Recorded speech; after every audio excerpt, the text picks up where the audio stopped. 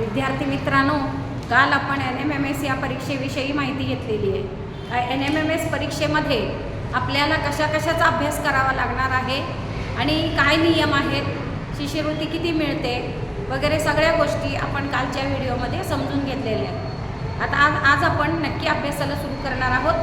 त्यामध्ये संख्यांवर काही प्रश्न असणार आहेत, काही वर्णमालेवरती प्रश्न असणार आहेत. याची ओळख काल तुम्हाला मी करून दिलेली आहे. आता आज आपण संख्यांवरील जे प्रश्न आहेत त्यामध्ये वर्गीकरण हा भाग घेणार आहे. त्याच्यामध्ये संख्यांवर आधारित जे प्रश्न आहेत त्यामध्ये वर्गीकरण हा जो भाग आहे. वर्गीकरण याचा अर्थ काय? समान गुणधर्माच्या ज्या काही वस्तू असतील, काय व्यक्ती असतील, काही गोष्टी असतील त्या एकत्र लिहिणे, त्याला म्हणायचं वर्गीकरण.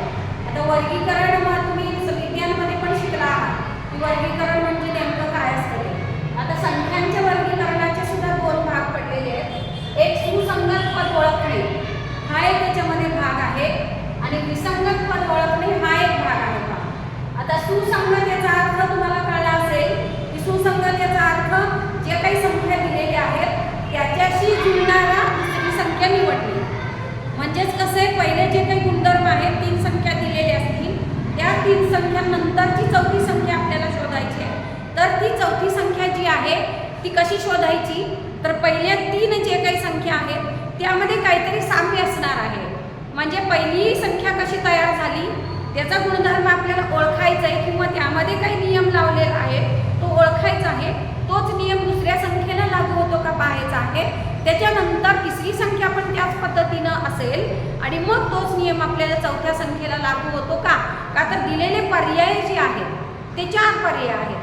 4 पर्यायांपैकी एका कुठल्या तरी संख्येला आपण जे 3 संख्यांना नियम लावले तोच लागू होत असेल तर तो पर्याय आपल्याला काय करायचा आहे, गोल करायचं आहे. सर्कल काल आपण शिकलेलो आहे कसं आपल्याला ते सर्कल डार्क करायचं आहे.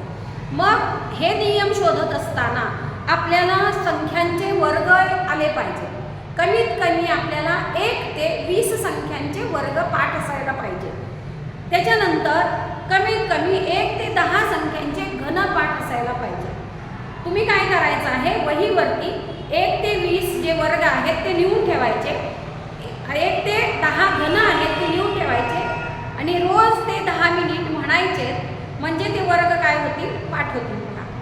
का तर यामध्ये ज्यावेळी आपण सुसंगती शोधणार आहे, विसंगती शोधणार आहे, तेव्हा कशाचा तरी तो वर्ग असू शकतो, त्याला परत गुणलेला असू शकतं, एखाद्या संख्येची दुप्पट केलेली असू शकते, परत त्याचा वर्ग केलेला असू शकतो, म्हणजे भागलेला असू शकतं, गुणलेला असू शकतं.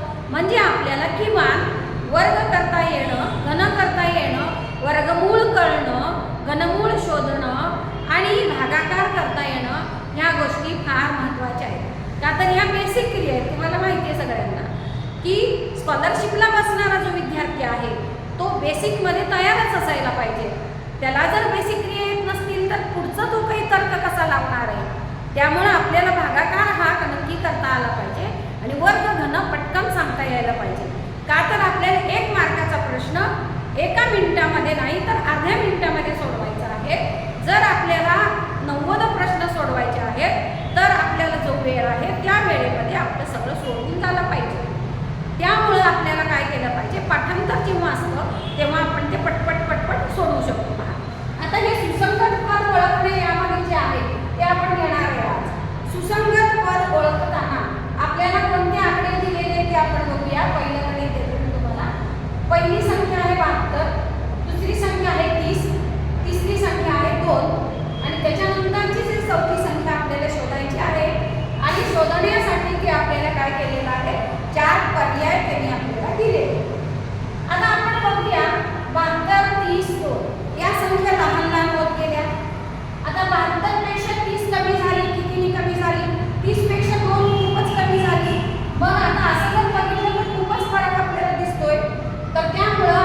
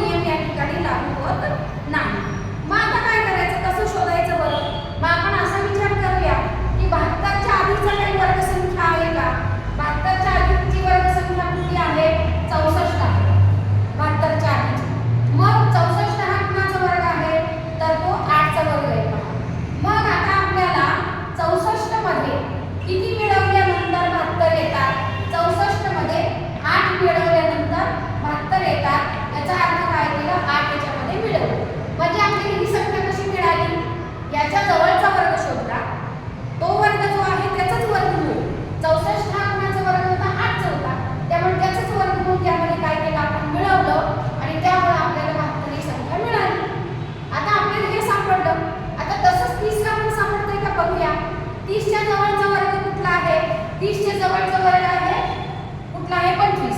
मग 25 हा वर्ग कुणाचा आहे तर 5 चा आहे. आणि मग त्याचं वर्गमूळ किती आहे 5 आहे. तर बघूया आपण 30 मिळते का. 5 चा वर्ग 25 अधिक 5 म्हणजे किती झाले 30. पहा मिळाले. म्हणजे दुसरा पहिला जे नियम आहे तो दुसऱ्या संख्येला पण लागू झाला. किती छान वाटते आपल्याला हा आपल्याला कळाला. आता 2 चा बघूया. 2 च्या जवळची वर्ग संख्या कुठली आहे 1. 1 चा वर्ग काय असतो 1 असतो. त्यामुळं आपण 1 चा वर्ग लिहूया त्यामध्ये 1 मिळवूया. तर 1 चा वर्ग 1 अधिक 1 बरोबर किती झाले 2. पहा ही संख्या आपल्याला मिळाली. आता चौथ्यासाठी काय करावं लागेल ते शोधत असताना आता पर्यायाकडे जाऊ आपण. पर्यायामध्ये बघूया काय करता येईल. 10 कसे आलेले आहेत. 10 च्या जवळचा वर्ग कुठला आहे 4 आहे. मग 10 चा वर्ग 4 10 च्या शेजारचा वर्ग 4 आहे. 4 म्हणजे 2 चा वर्ग झाला. 2 चा वर्ग 4 त्याच्यामध्ये 2 मिळवले तर 10 येत नाही. त्यामुळे तो पर्याय आपल्याला लागू होणार नाही. 18 सुद्धा 18 च्या जवळचा वर्ग आपल्याला शोधला तरी शक्यतो येणार नाही. मग 56 बघूया. 56 च्या आधीचा वर्ग कुठला आहे 49 आहे. 49 कुणाचा वर्ग आहे 7 चा वर्ग आहे. त्याच्यामध्ये जर 7 मिळवले तर 49 अधिक 7 किती होतात 56 होतात. म्हणजे हा पर्याय आपल्याला काय झाला बरोबर झाला. म्हणजे पर्याय क्रमांक काय झाला 3 हे त्याचं काय झालं उत्तर झालं. अशा पद्धतीने आपण पहिलं काय केलं शोध. आता दुसरं शोधूया. 343 922 623 एवढ्या मोठ्या संख्या आहेत पहा. मग आता काय करायचं इथं. आता 343 अशी संख्या आपल्याला जर शोधायची झाली तर हाच नियम जर खाली लावला तर काय होणार आहे प्रश्नपत्रिकेमध्ये असं तर असणार नाही की पहिलाच नियम दुसऱ्याला लागू होईल असं तर असणार नाही. त्यामुळे आपल्याला दुसरा नियम शोधावा लागेल. आता 343 922 असे कुणाचे वर्ग पण नाही आहे. मग आता काय करायचं बरं. मग आता काय करता येईल त्याच्यातनं आपण वजाबाकी करून बघूया. 4 3 आणि 3 4 गेले जात नाही. 4 3 गेले 1 परत 1 3 जात नाही. म्हणजे ही वजाबाकी काय उपयोगाची नाही. आता पुन्हा काही आपल्याला संख्या दिलेल्या नाही. मग आता काय करूया बघा याच्यामध्ये बेरीज करून बघूया. 4 आणि 3 7 7 आणि 3 10 झाले. मग इथं पण बेरीज 10 झाली तर बरोबर आहे. इथंच 9 2 11 झाले तर बेरीज 10 होणारच नाही. त्यामुळे बेरजेचा पण नियम केला. मग आता पुन्हा करायचं लावून बघूया काय होतंय. 3 + 12 12 त्रिक काय झाले 36 आले. इथं 36 आले. आता इथं पण 36 येतात तर बघूया. 9 2 18 18 2 36 झाले. अरे वा आले की 36. 6 2 12 12 त्रिक 36. अरे बापरे मिळाले की 36. मग आता पुढचं बघूया. पुढचा गुणाकार 36 येणारी ही संख्या कुठली शोधूया. आता पर्यायामध्ये बघूया इथं काय होतंय. 9 2 18 होतंय. 18 8 काय 36 होत नाही जास्तच झाले. 6 6 36 अरे सापडलं लगेच. आता पुढे जायची आपल्याला गरज नाही.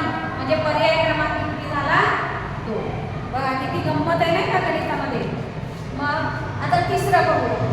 आता 550 432 672 अजून मोठ्या संख्या आल्या बाबा. खरंच काय करावं आता 3 अंकी संख्या आल्या की जरा असं वाटतं की बाबा हा आपल्याला येते का नाही. पण असं काही नसतं. थोडंसं डोकं चालवायचं मग बरोबर येत असतं.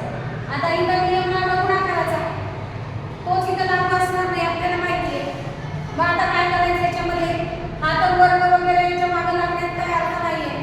मग काय करूया आता इथं पहा 50 दिसत आहेत 5 च्या बरोबरीचे दिसत आहेत. काय करता येईल बघा याला 5 चे 50 कसे झाले असतील बरं. 5 ला 2 निघून बघूया 10 येतील. 10 ला 5 निघून या 50 येतील. हा चालेल की असं. मग असं करू आपण इथं की आपण पहिल्या संख्येची दुप्पट करूया बरोबर. 2 निघून यायचा अर्थ हे 550 आहे. तर 550 करूया 5 गुणिले 2 करूया 10 येतील. त्याला गुणिले 5 करूया म्हणजे काय होतील 50 होतील. आता कसं सिद्ध होतं का बघूया. आता याला काय करायचं 4 ची काय करायचं दुप्पट म्हणजे 4 गुणिले काय झाले 2 आणि त्याला परत किती लिहायचे 4 आणि आता 4 2 8 8 चौक किती झाले 32 बरोबर.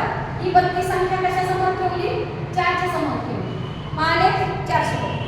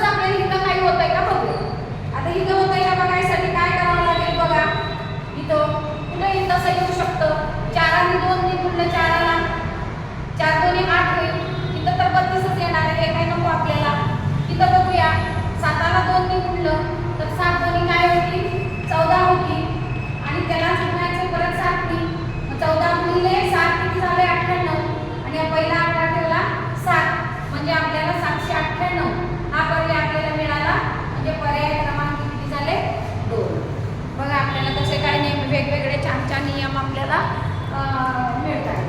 आता चौथा पहा, आता तर इथं अपूर्णांक आणि छेद आले, हे तर आपल्याला आवडतच नाही की नाही. छेद आणि अपूर्णांकाची गणित आले की आपल्याला जरा भीतीच वाटते, पण असं काही नसतं, ते पण गणित खूप छान असतात. आता 17/49 असं दिलंय, 22/64 दिलंय, 9/25 दिलंय. आता आपण असं करूया, वरचे काय वर्ग आहेत का बघूया तर नाही, खालचे मात्र वर्ग आहेत. खालचा आपण काहीतरी करू शकतोय, पण वरच्याचं काय करायचं हा प्रश्न आहे. मग काय करता येईल बरं याच्यामध्ये, आता 17 आणि 49 चा काही संबंध लावता येईल का? 17च्या पाढ्यात 49च्या जवळ काहीतरी आहे का? 17 × 51 नाही पहा. आणि मग आता आपण काय केलं, आता हे 17 गुणिले 3 केले, 51 झाले आणि 49 यासाठी त्यातून 2 वजा केले तर काय येतील, 49 येतील आले. आता तसं जिथं पण होतंय का बघूया.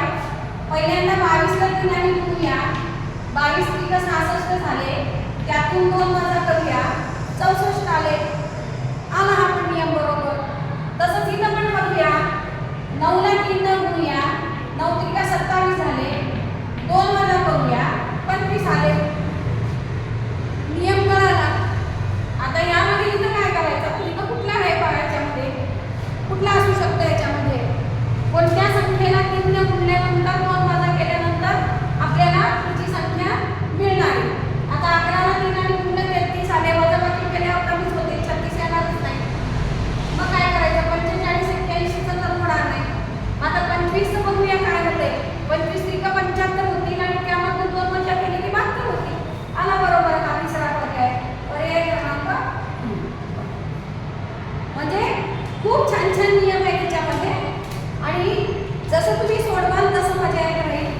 आणि गणिताचा जो कंटाळा आहे तो खरंच पडून जाईल पहा. गणित अवघड आहे असं खरंच कोणी म्हणणार नाही, पण जोपर्यंत आपल्याला तो नियम सापडत नाही तोपर्यंत करत राहायचं, एवढं मात्र नक्की. आता 5वं गणित पहा, 13/64 हा एक गट दिलाय, त्याच्यानंतर 12/59 हा एक गट दिलाय, 14 ते 69 हा एक गट दिलेला आहे.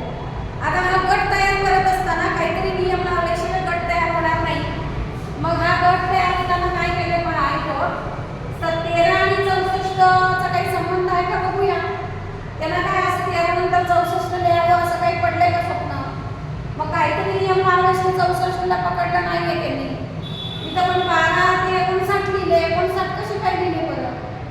मग आपण थोडा असा विचार करू की 13च्या पाढ्यात 64 च्या जवळ काही आहे का बघूया. तर आहे, 13×5 = 65, 65 मधून 1 वजा करूया तर येतील 64 आले. आता काय करावं लागेल, इथं पहिली जी संख्या आहे 13, त्याला 5 ने गुणायचं आणि वजा 1 लिहिल्यानंतर आले 64. तसंच इथं पण होतंय का बघूया, 12 गुणिले 5 करूया, 12×5 = 60 होतील, त्यातून 1 वजा करूया, 59. वा मस्तच. नंतर आहे 14 आणि 69, मग 14 गुणिले 5 करूया, 14×5 = 70, वजा 1 केल्यावर 69 मिळाले. छानच. आता शोधूया पर्याय याच्यातला कुठला असू शकतो, कुठल्या पाढ्यामध्ये काय आहे ते बघूया आणि करूया. बघा आता काय करूया सांगा. आता शोधा, थोड्या वेळ तुम्ही विचार करा म्हणजे समजेल की काय करता येईल. आता इथं 17 आहे, 17च्या पाढ्यात 84 च्या जवळची संख्या आहे नक्की. 17×5 = 85 आणि त्याच्यातून 1 गेला तर उरले 44. म्हणजे पर्याय क्रमांक 5 हा आपल्याला पर्याय सापडला. बघा म्हणजे सुसंगत पद ओळखणे यामध्ये आपण किती छान नियम वापरले. असेच तुम्ही काय करायचे, सराव करायचे आणि वेगवेगळे नियम शोधायचे आणि मग तुम्हाला असा इंटरेस्ट येईल की खरंच मी परीक्षा पास होऊ शकतो. आणि सगळेच काही प्रश्न असे येतील असं नाही, एखाद दुसरा प्रश्न येणार आहे, म्हणजे तेवढ्यासाठीच लोक आपल्याला चालवायचं आहे. यामध्ये आपण आज काय काय शिकलेलो आहे पहा. याच्यामध्ये आपण काय केलं, 72 काय केलं, 30 आलं तेव्हा काय केलं, 2 आलं तेव्हा काय केलं, हा नियम लक्षात ठेवायचा आहे. इथं पुन्हा काय केला तेव्हा काय केलं,